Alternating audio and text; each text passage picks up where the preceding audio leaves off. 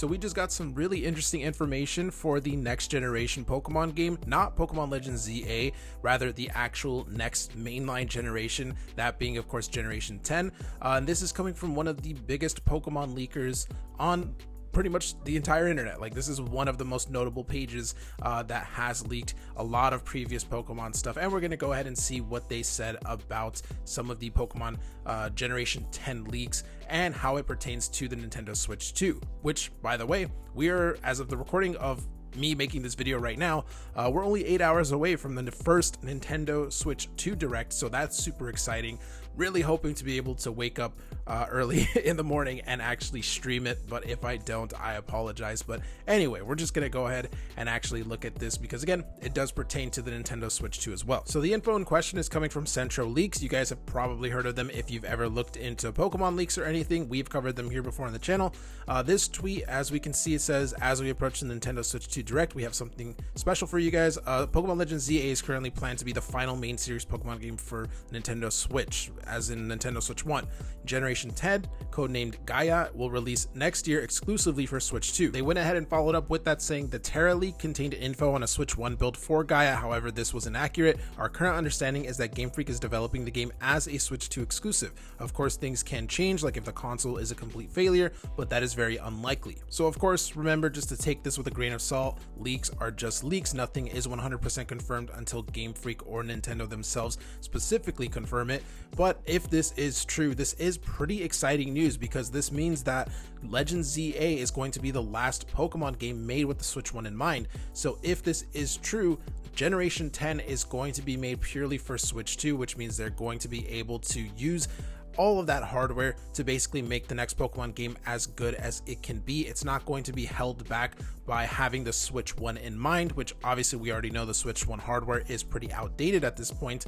And if they did have to make Generation 10 with the Switch 1 in mind, then there's only so much they can do. They have to use that as the lowest common denominator. But in this case, with these leaks, is basically saying there's going to be no worry about that. Now, there's still the question of whether or not having more powerful hardware will actually allow Game Freak to make a properly optimized game. We actually mentioned that in a video that we just released in the last couple of weeks, talking about whether or not the Switch 2 was kind of going to be like the saving point of Pokemon in terms of visuals, performance, all of that stuff for Game Freak.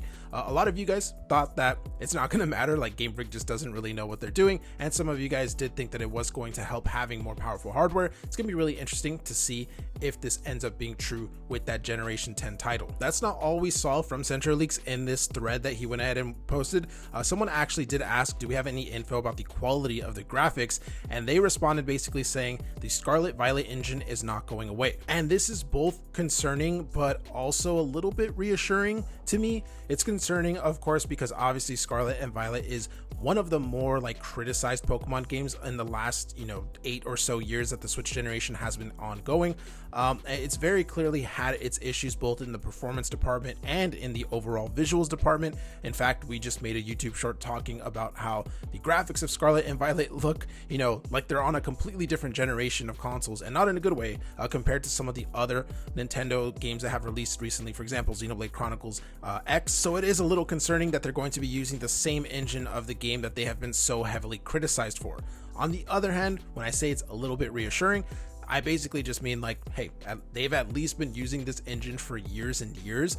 Clearly Legends ZA, based off of what they've shown so far, has had some improvement in the visual department and stuff. So if they are comfortable with this engine and now they have access to a significantly more powerful console, maybe this is exactly like the the perfect storm that they need in order to make a very competent visually looking Pokemon. For all we know, if they would have used a different engine compared to the Scarlet and Violet engine, they could have possibly not really utilized the Switch 2's hardware to its full extent because they would have been learning how to develop on a new engine in the first place, and stuff.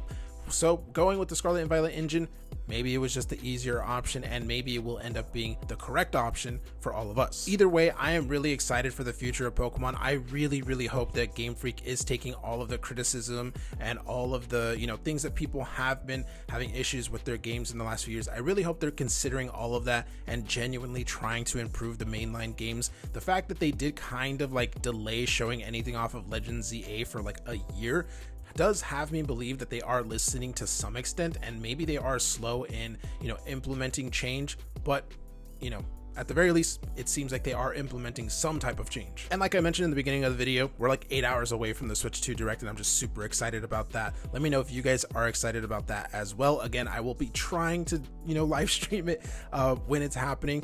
It's gonna be pretty early for me. I'm gonna have to wake up like at 5 a.m., but I really, really do want to be there and actually watch this live with all of you and with all of the Nintendo fans around the world. Let me know what you guys think about these Generation 10 leaks for Pokemon down in the comments below as well. And as always, guys, thank you for watching the video. Hope you have a fantastic rest of your day, and I'll see you in the next one.